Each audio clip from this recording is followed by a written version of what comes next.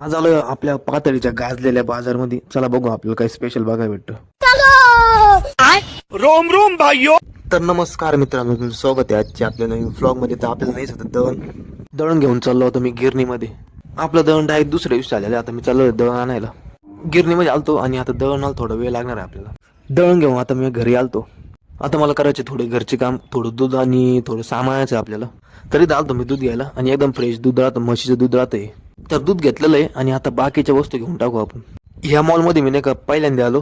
ह्या मॉलमधून का आपल्याला जास्त काही घ्यायचं नव्हतं, फक्त एक नाही का थोडं सामान घ्यायचं होतं.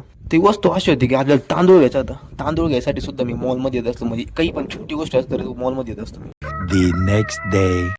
आज आहे बुधवार भावांनो, आणि आज आपल्या पातळीचा सगळ्यात मोठा बाजार होतो. चल तुम्हाला दाखवतो कसा बाजार असतो तो.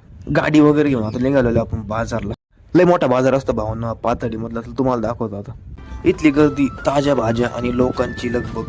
प्रत्येक ठिकाणी वेगळीच मजा आहे. आठवडी बाजाराची ही वेगळीच ओळख.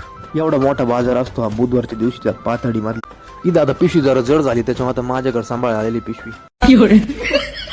आमच्या पातळीचा बाजार कसा वाटला ते एकदा कमेंट करून नक्की सांगा. तर आजच्या व्लॉग मध्ये एवढंच.